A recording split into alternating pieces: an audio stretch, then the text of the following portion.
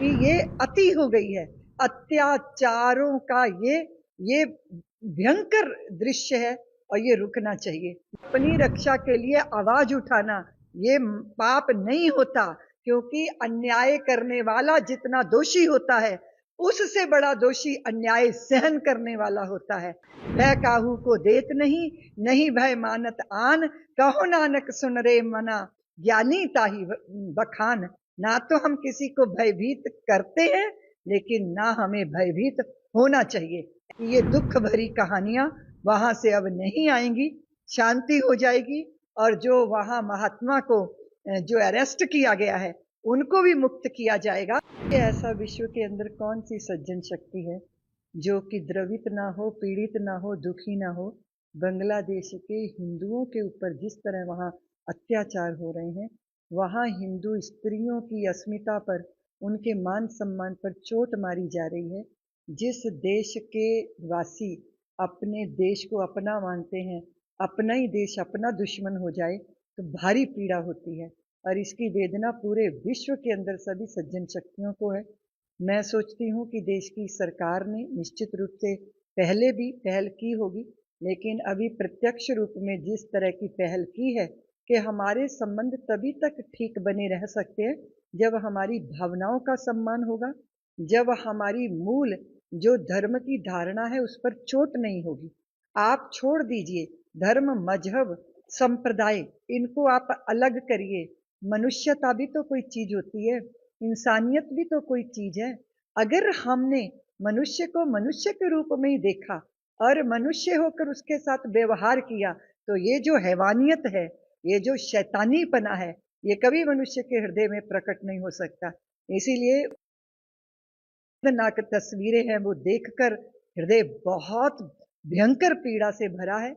मैं सोच रही हूँ ये जो हृदय में जख्म है, ये जो पीड़ा है, ये जो दुख है, ये उस पे मरहम है सरकार की पहल।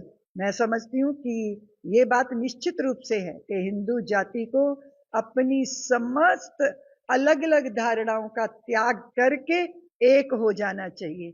ये बात सत्य है, संगठन में शक्ति है। हम सब एक रहें और तभी भविष्य भी सुरक्षित होगा, वर्तमान भी सुरक्षित होगा। और मैं चाहे किसी भी धर्म की सज्जन शक्तियां हैं, उनका आह्वान करती हूँ कि बांग्लादेश के इस हो रहे हिंदू समाज के ऊपर अत्याचारों के विरुद्ध आवाज उठाए। हम मनुष्य के नाते, पूरा विश्व धरती हमारी माँ है और हम इसकी संतानें हैं। इस तरह हम सहोदर हैं, हम भाई हैं। इसलिए सारे विश्व के अंदर जहां भी ये दृश्य देखे जा रहे हैं, जहां भी इस पीड़ा को अनुभव किया जा रहा है, हमारे देश में भी बहुत सारे लोगों ने प्रदर्शन किए हैं, इसीलिए कि ये अति हो गई है।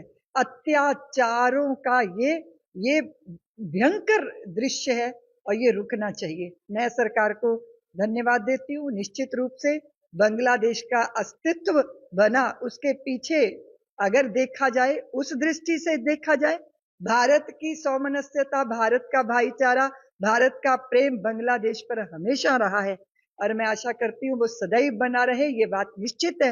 वो तभी होगा जब वहां के हिंदुओं को, उनके जीवन को, उनकी धारणा को, उनकी संतानों को, उनके युवा और उनकी बच्चों की, उनकी बहनों की इज्जत, मान सम्मान और जीवन, इसकी रक्षा होगी।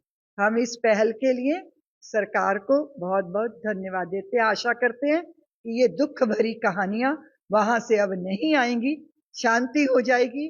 और जो वहां महात्मा को जो अरेस्ट किया गया है उनको भी मुक्त किया जाएगा, क्योंकि अपनी रक्षा के लिए आवाज उठाना ये पाप नहीं होता, क्योंकि अन्याय करने वाला जितना दोषी होता है उससे बड़ा दोषी अन्याय सहन करने वाला होता है। आप जानते हैं पंजाब की धरती पे गुरुओं ने कहा था, भय काहू को देत नहीं, नहीं भय मानत आन, कहो नानक सुन रे मना, ज्ञानी ताही बखान। ना तो हम किसी को भयभीत करते हैं, लेकिन ना हमें भयभीत होना चाहिए। ऐसे वातावरण का निर्माण राज्य सरकारों को, केंद्र की सरकारों को और पूरे समाज को मिलकर इस पे प्रयत्न करना होगा। राष्ट्र भी अपना काम करे और राज्य भी अपना काम करे। मैं आशा करती हूँ सब कुछ सही होगा, जल्दी होगा और यही मेरी ईश्वर से प्रार्थना है।